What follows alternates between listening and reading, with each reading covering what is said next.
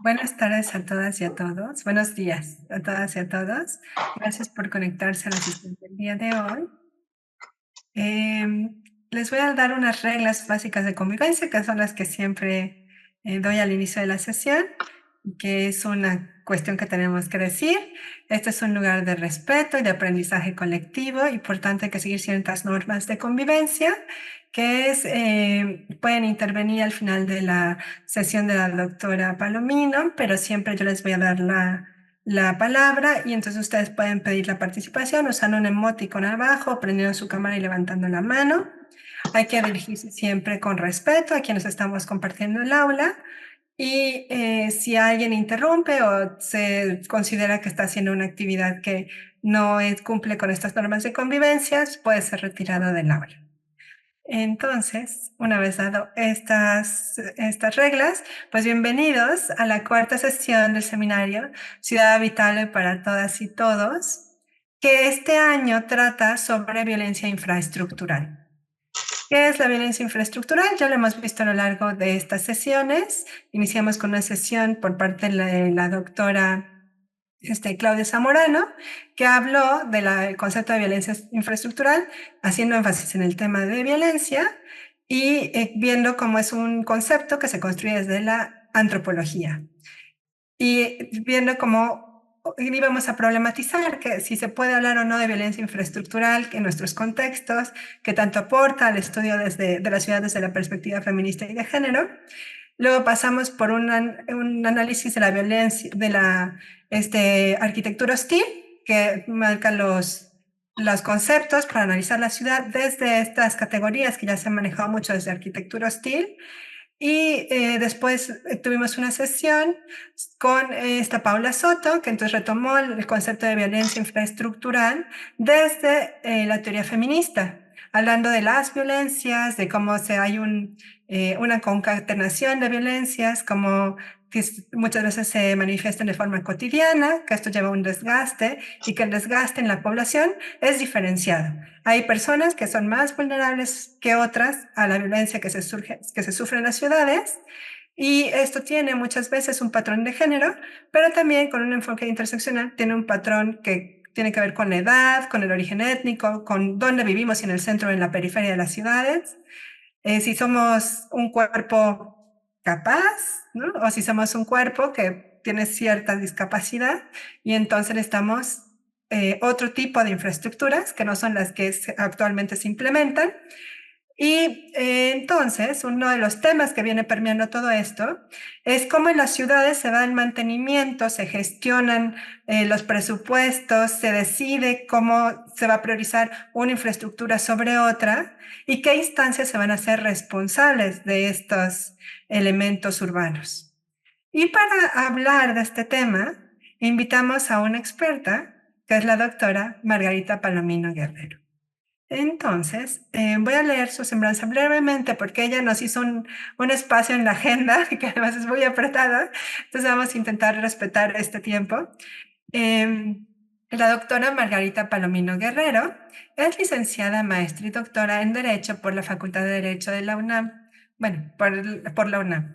Actualmente es directora del Seminario de Derecho Fiscal y Finanzas Públicas de la Facultad de Derecho de la UNAM y tiene una larga trayectoria de investigación dentro de la UNAM y en otras instituciones. Me pidió que hiciera una semblanza pequeña, yo tenía una semblanza bastante larga, pero bueno, rápidamente, ella se ha desempeñado como profesora en las materias de Derecho Fiscal, de Derecho Procesal Fiscal, de Derecho Administrativo de la Facultad de Derecho, en el Tecnológico de Monterrey de la Ciudad de México, en el Tribunal Federal de Justicia Administrativa, entre otras instituciones de educación superior, y ha participado en numerosos proyectos como abogada consultora, académica e investigadora. Sus temas de interés son derecho tributario, derecho ambiental y protección del medio ambiente. Y también quiero resaltar por el tema de este seminario que es una de las personas en México que ha desarrollado en el derecho el tema de la perspectiva de género, ¿no? Que también me da mucho gusto que pueda participar aquí. Y entonces le dejo la palabra a la doctora Margarita Palomino y muchas gracias, Margarita, por acompañarnos. Adelante. Al contrario, muchas gracias. Buenos días a todos y todas. Un agradecimiento al Programa Universitario de Estudios sobre la Ciudad de la UNAM, que me permite en este espacio para poder compartir con ustedes algunas reflexiones, y por supuesto a la maestra Mariana Sánchez Vieira, que es tan gentil en hacer el enlace y poder coordinar estas acciones. Bueno, pues fíjense ustedes que mi tema yo lo denominé el derecho humano a una administración eficiente bajo la premisa de una adecuada planeación y presupuestación. Entonces, bajo este contexto, ¿qué es lo que tenemos que hablar primero? ¿Qué es la planeación y por qué su importancia?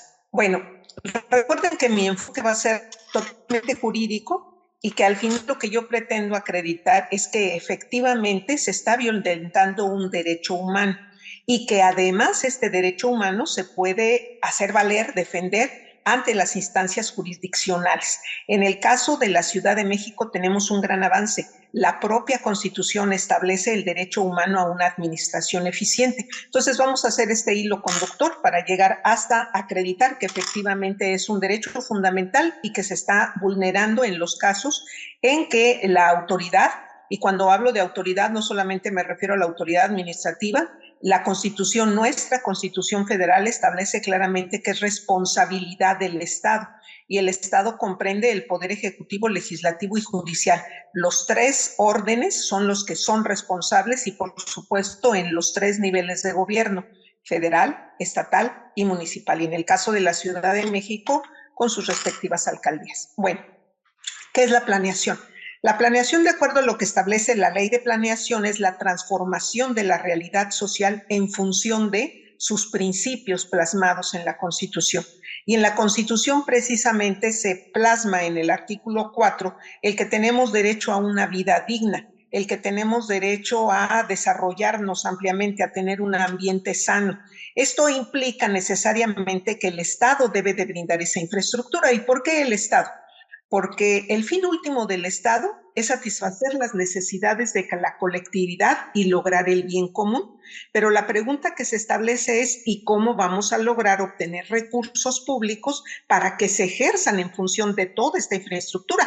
Porque todo esto cuesta. Estamos hablando que a nivel federal tenemos 19 secretarías de Estado: la Secretaría del Trabajo, de Infraestructura y Telecomunicaciones, la de Educación Pública, etcétera, las 19 secretarías. Bueno, pues hay que obtener recursos para que estas secretarías puedan desarrollar los programas que les corresponden. Entonces ahí estamos hablando de una planeación: dónde estamos y hacia dónde vamos. Tenemos una gran institución que es el INEGI, que es el que nos dice cuántos somos y en dónde estamos. ¿Y a dónde vamos? Es a través de un Plan Nacional de Desarrollo. Esto es muy importante porque actualmente el artículo 74 de nuestra Constitución establece que la Cámara de Diputados conocerá del presupuesto, es decir, lo que se va a gastar en el año, de la ley de ingresos, es decir, lo que se va a recaudar, y del Plan Nacional de Desarrollo, que tiene que haber vinculación entre estos tres instrumentos tan importantes. Porque si nosotros, por ejemplo, diseñamos un viaje o planeamos un viaje, decimos vamos a ir a Las Vegas, pero no tenemos los días suficientes de vacaciones, si no tenemos los recursos suficientes, pues qué bueno que pienses irte a Las Vegas, pero no va a ser posible o va a ser un fiasco ese viaje. Entonces aquí lo que se requiere es que el recurso público con el cual las autoridades van a satisfacer todas esas demandas tienen que venir precisamente del ingreso. ¿Y de dónde proviene el ingreso? El ingreso se da fundamentalmente a partir de lo que nosotros pagamos de impuestos. A nivel federal nosotros tenemos 6 impuestos que hay que cubrir: el impuesto al valor agregado, el impuesto sobre la renta, el impuesto sobre automóviles nuevos, el impuesto al comercio exterior, el impuesto a la actividad de exploración y extracción de hidrocarburos, y el IEPS, es el impuesto especial sobre producción y servicios. Entre otras cosas, grava la gasolina y grava el cigarro. Nada más para que nos demos una idea, en el caso del cigarro grava con una tasa del 160%, de tal suerte que si ustedes dicen la cajetilla cuesta 10 pesos, están pagando 16 pesos de IEPS más el IVA. La pregunta es: ¿a dónde se van esos recursos? Esos recursos se van a una gran bolsa para que de ahí el Estado tome dinero para asignar. ¿Y cómo se hace esa asignación? Esta asignación se hace en función de los requerimientos y planteamientos que hace cada Secretaría de Estado, que se le presentan a la Secretaría de Hacienda y Crédito Público y que posteriormente la Cámara de Diputados determina si es viable o no es viable. Y que en caso de que no sea suficiente la recaudación, tenemos la opción de solicitar préstamos, bonos de deuda. Entonces, la obligación del Estado es allegar de todos estos recursos. Pero aquí hay algo muy importante. Fíjense ustedes que incluso si el Estado no cumpliera con su obligación, ya se establecía en el artículo 113 de la Constitución que el Estado es responsable por su actividad irregular. Hoy lo tenemos, lo único que hicieron fue cambiarlo del artículo 113 y en el 2015 se cambia al artículo 109 de la Constitución, último párrafo. ¿Y qué es lo que se establece? Que el Estado es responsable de los actos irregulares que se realicen por parte de la autoridad y que afecten al particular. Es decir, ¿qué es un actuar irregular? Que su actuar no se ajusta estrictamente a lo que dice la ley y que por ese actuar irregular que no dio la autorización, que no supervisó, que dio una autorización indebida, que no fue y vigiló, por todos esos efectos me causaron un daño, desde la pérdida de un contrato, desde que mi local haya perdido recursos, que no me hayan autorizado la apertura de un negocio, o bien que mi coche se haya dañado porque pasó por una calle en donde nunca nadie arregló ese bache o nunca nadie arregló el cubrir esa coladera que estaba destapada. Entonces, eso es responsable la autoridad. ¿Y qué es lo que se necesita nada más? Lo único que se necesita es que haya un vínculo entre el daño que tú sufriste particular y el acto de autoridad. Entonces, les voy a referir un caso muy concreto porque esto lo que necesitamos no es que yo los llene de conceptos, que se entienda la magnitud y que nosotros como gobernados podemos hacer valer ese derecho. Hace algunos años, seguramente se recordarán, en donde hubo un problema en el Estado de México en un fraccionamiento que se llama Valle Dorado de clase media alta, y entonces se inundó, llegó el periodo de lluvias, se inundó y la pregunta es ¿por qué se inundó? Y la respuesta de la autoridad fue que era una lluvia típica y que en consecuencia el emisor, los botes, se reventaron, no pudieron contener tanta capacidad o más bien no tuvieron la capacidad para poderle dar salida a esta cantidad de agua. La realidad fue que no dieron el mantenimiento adecuado. Al no dar el mantenimiento adecuado o no tomar la decisión de qué tanto abrirle a las compuertas para que saliera con menos presión, pues lo que se generó es que se inundaron muchas casas y se echó a perder todo, porque además eran aguas residuales, es decir, agua de drenaje. Entonces, toda la contaminación, imagínense que se generó. Y entonces duraron años para poder llevar a cabo esto. Primero se demandó, después se perdió en el Tribunal Federal de Justicia Administrativa, pero se llegó al amparo. Y en el amparo se hicieron valer precisamente violaciones a derechos fundamentales. La autoridad, el Estado, tiene la obligación de supervisar y generar la infraestructura necesaria para que esto se cumpla. Al no realizarlo es tu responsabilidad. Y el artículo 109 es muy claro en su último párrafo. Y dice, por el actuar irregular de los servidores públicos se establece responsabilidad objetiva directa. Entonces, válgame la expresión y el ejemplo para que quede muy claro. Si nosotros tenemos un perrito y no lo cuidamos y de pronto abrimos la puerta y se sale corriendo el perrito y muerde al vecino, y el vecino va y me reclama y con justa razón, oiga, págueme las curaciones porque su perrito me mordió. Y yo no le puedo decir, ay, pues yo no tengo la culpa, dígale al perrito, ¿yo qué quiere que haga? ¿Por qué va pasando por aquí? No se puede. Ahí hay responsabilidad objetiva directa. ¿Quién es la dueña del perrito? Yo. ¿Quién tiene que pagar por todos los males que cause o los daños? Yo. Porque no tomé las medidas necesarias. Debí de haberle puesto su collar, debí de haberle puesto tal. No el vecino estarse cuidando a ver si sale o no un perrito. Así en este caso, el servidor público tiene la responsabilidad de acción de realizar todo lo necesario, pero también es responsable por la omisión, por no haber supervisado, por no haber previsto esta situación. Ellos tienen la obligación de hacerlo. En este caso fue Conagua, a quien se responsabilizó de no supervisar que se cumpliera en el Estado de México la estructura y supervisión de la infraestructura.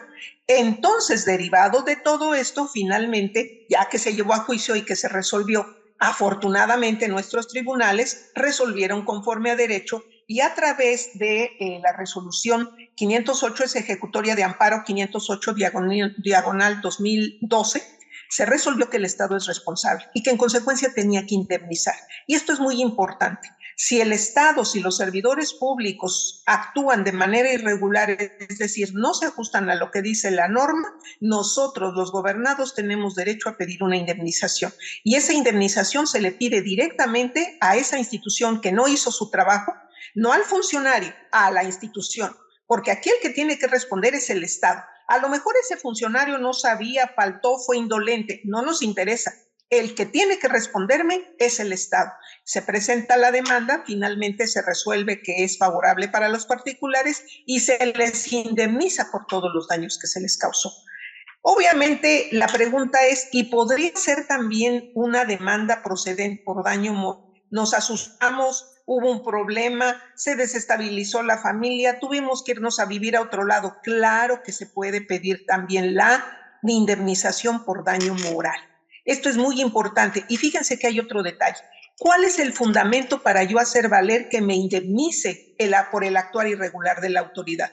La ley que lo contempla es la Ley de Responsabilidad Patrimonial del Estado a partir de su artículo 17. Lo primero que tenemos que hacer es, la misma autoridad que era la responsable de hacer las cosas no lo hizo, la demando y le pido indemnización. No me da la indemnización, con la resolución que me dé, que me diga, no es cierto, fueron lluvias atípicas. Con esa resolución me voy al Tribunal Federal de Justicia Administrativa. Si estamos hablando a nivel local, del Tribunal de Justicia Administrativa de la Ciudad de México o del estado del que estemos hablando. Y me van a decir que no, porque obviamente pues dice, mira, es que aquí dice que fue atípico, no se tenía previsto. Sí, pero hay una violación, un derecho fundamental. Tú no previste, tú debiste de haber sido eficiente, no debiste de haber sido omiso, debiste de haber estado al pendiente.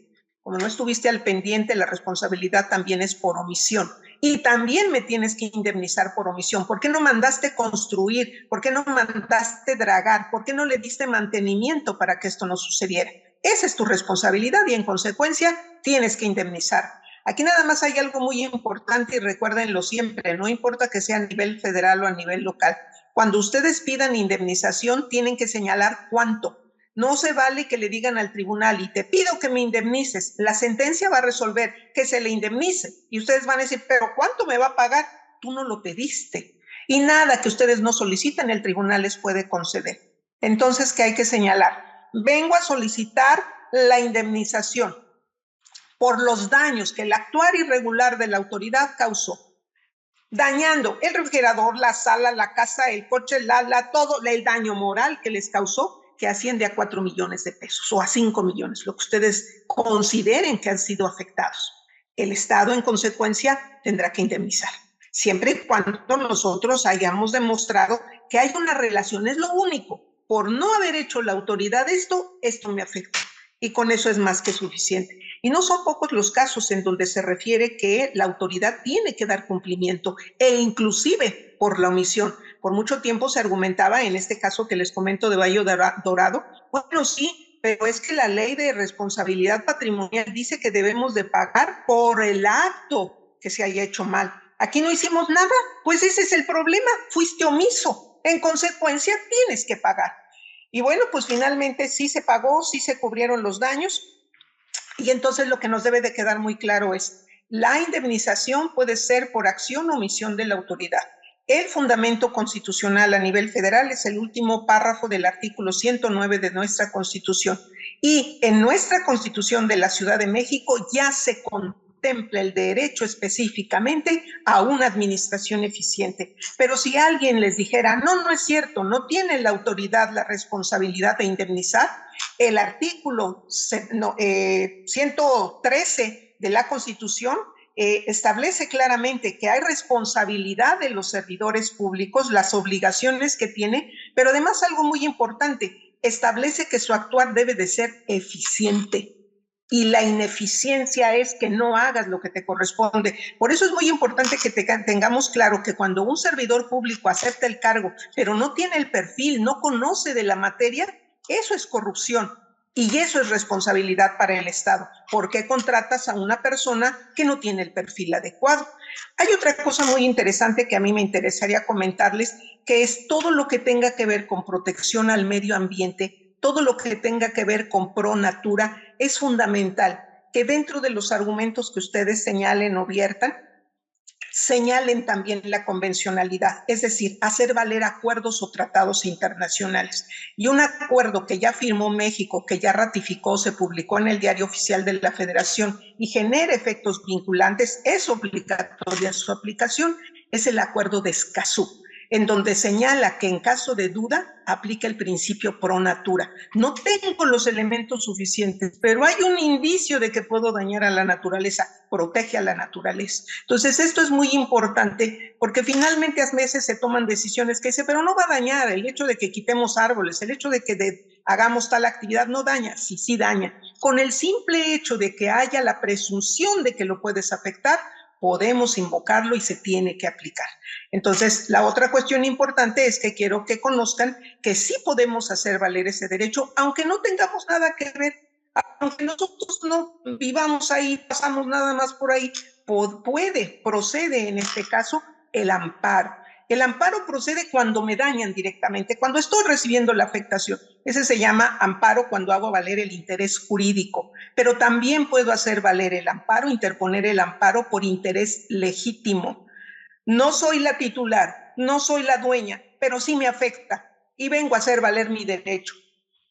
Puede ser de todos los vecinos, de todos los colonos, a través de un amparo colectivo por interés legítimo. Y que nos quede muy claro, para poder obtener el amparo de la justicia federal, tenemos que acreditar solamente que si no me más bien, si me otorgas el amparo, voy a recibir un beneficio económico o voy a recibir un beneficio personal, profesional o un beneficio en mi salud. Con eso es más que suficiente. No se necesita ofrecer peritajes caros, no, no, no. Con estos tres elementos es más que suficiente para que nos otorguen la protección de la justicia federal.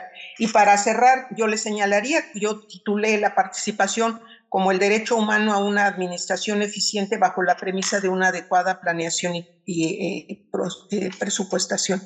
Si no hay los recursos públicos asignados a esa secretaría o a esa área, es imposible que el servidor público lo haga, por una simple y sencilla razón. Les acabo de señalar que el servidor público va a hacer lo que la ley le diga y como la ley se lo diga. Si el servidor público no tiene fundamento de dónde dice que tiene que aplicar el recurso a tal actividad, eso automáticamente se constituye en responsabilidad del servidor público. No lo va a hacer, porque entonces le van a fincar responsabilidades. Entonces, ¿qué tiene que hacerse? Por eso es tan importante la planeación. Todas las instituciones deben de contemplar cuando nos dicen y vamos a lograr y vamos a hacer esto, ¿dónde se ve en el presupuesto? Si en el presupuesto no hay una partida que se asigne específicamente para esa actividad, eso es demagogia, nos están engañando. Di qué presupuesto se tiene que manejar para que el servidor público lo haga. Si no, con justa razón el servidor público me va a decir, pues yo estoy convencido, sí se requiere, pero no me asignaron presupuesto. Entonces, esto es fundamental. Y la otra cuestión, dar seguimiento precisamente a que ese presupuesto se haya aplicado correctamente con la calidad de los insumos que son necesarios. Y en caso de que no se haya hecho, que no se haya supervisado, podemos nosotros también pedir indemnización. Y aquí hay algo también muy importante que no se nos debe de olvidar. La autoridad también está obligada cuando da una concesión, una asignación, una autorización, está obligado a llevar a cabo la supervisión. Entonces, inclusive, se puede demandar al Estado la indemnización por no haber realizado la supervisión para la concesión que otorgó de tal cosa. Hay muchos servicios que están a través de la concesión y que dice el Estado, pero no fui yo, fue el que lo tiene en concesión. Sí, pero tú, Estado, eres el responsable porque al otorgar la concesión o la asignación debiste de haber estado pendiente y supervisar que hicieran bien las cosas. Si no lo hicieron, el responsable eres tú, Estado, y a quien vengo a demandar por el actuar irregular es a ti, Estado, y tienes la obligación de indemnizarme, a 1, a 20 o a los que hayan sufrido la afectación. Y un detalle que ahí yo no estoy muy de acuerdo, pero sin embargo los criterios de nuestros tribunales lo han señalado y tengo la obligación de hacérselos de su conocimiento, que es el que en caso de que haya daño moral, la ley establece que solamente son 2 años, que ustedes lo pueden hacer valer. Vamos a suponer que fue en el 2022, estamos en el 2024, y hoy decide la persona decir, voy a pedir indemnización por ese daño, porque derivado de que no me autorizaron o me cerraron mi local o hizo tal cosa la autoridad y provocó que se inundara, perdí mi negocio. Y derivado de eso me provocó una enfermedad y me dañó y estoy en una situación psicológica, crítica, etcétera. Pide indemnización. Pero nada más dice que fue 2 años. Y si fue hace 5, ¿qué pasa? Ya que es lo importante. Nuestros tribunales dicen, con fundamento en el artículo 17 constitucional, no tiene límite el que pueda solicitar la indemnización por daño moral. Si fue hace 5 años, pídelo. Si fuese 8, pídelo. Porque el daño que se te generó, tienes derecho a que se te indemnice. Entonces, esto es muy importante. En lo personal, yo digo, si son 2 años lo que establece la ley, son 2 años, ¿no? Dicen nuestros tribunales, por un criterio de acceso a la justicia y de mayor cobertura a sus derechos, que proceda la revisión. Y si efectivamente hubo la afectación por ese actuar irregular, que se le otorgue la indemnización. Entonces, esto es muy importante porque a veces, por no ejercer nuestros derechos, pues como que se van dejando y entonces dicen, bueno, pero no pasa nada. No, sí pasa, porque los gobernados somos informados y porque hacemos valer nuestros derechos. Y claro, frente a esta obligación de hacer valer los derechos, tenemos también la obligación de cumplir con nuestras obligaciones. Y finalmente decirles que el artículo 1 de nuestra Constitución establece que los derechos humanos deben de ser progresivos y no regresivos. Tenemos que ir avanzando, no en retroceso. Y quedo a sus órdenes para cualquier pregunta. Muchas gracias. Muchas gracias, Margarita. Definitivamente te voy a invitar después a que nos ayudes a desmoronar todo esto que planteaste. Yo tengo unas dudas porque son casos concretos, ¿no? Como dices, hay que aplicar en casos concretos en nuestro cotidiano. Y yo quería preguntarte, por ejemplo, en el caso de las violencias que estábamos atendiendo aquí, hay algunas que son difíciles de argumentar porque no es tan claro como que se inundó y destruyó tu casa, que eso es terrible, pero es muy claro el efecto. Pero, por ejemplo, bueno, 2 casos. Uno que sí es muy claro. Por ejemplo, las chicas, no sé si te acuerdas de esta noticia, de unas chicas que iban al Foro Sol y no estaba abierta no estaba cerrada la alcantarilla. Fallecen las 2 chicas, el papá se salva y entonces la delegación dice, bueno, no fue mi culpa, fue culpa del gobierno que pone la luz y hay un tema ahí de responsabilidades que al final hace que pareciera que las cosas solo se dan, ¿no? Que no es esto que dices, pues el Estado en su conjunto tiene la obligación de hacer que las personas no nos caigamos en una alcantarilla y nos muramos. Entonces, como si puedes hacer alguna reflexión al respecto y qué podríamos hacer nosotros como ciudadanía para llegar al canal correcto, para que no nos estén diciendo, vea la otra dependencia. Y la otra pregunta que yo te quería hacer es sobre estas violencias que no son tan claras. Por ejemplo, en la sesión pasada hablaban de, por ejemplo, la falta de baños que como hay personas que entonces ya no se pueden movilizar lejos de su casa porque no hay un baño público. Entonces, en ese caso, ¿sería factible meter una demanda a alguien porque, pues es un daño moral no poder salir de la casa porque no puedes ir al baño? Pero, ¿cómo se podría hacer en algo que todavía no existe? Digamos, como la falta de infraestructura en lugar del mantenimiento de esta. Bueno, ahí yo me quedo. Y si quieres, podemos hacer una ronda de comentarios o preguntas. Y tomamos otras 2. Sí, ¿O bueno. quieres contestar estas? Como tú me digas. Sí, contestamos estas y luego las otras. O si ya las tienes, adelante. No, está bien. Si quieres, contesta estas 2 y las Ok. chicas participantes pongan sus preguntas en el chat o levanten la mano. Listo, Margarita. Ok, perfecto. Bueno, en el primer caso de las chicas que sufrieron este lamentable episodio que las llevó a perder la vida, por supuesto que es responsable el Estado. Yo les comentaba en el caso concreto de lo que sucedió con la inundación, que se demandó en principio a la autoridad, que es la responsable a nivel local, pero obviamente se deslindó. Sí, pero ¿quién es la instancia última que tiene la obligación de hacer la supervisión? Pues obviamente CONAVO.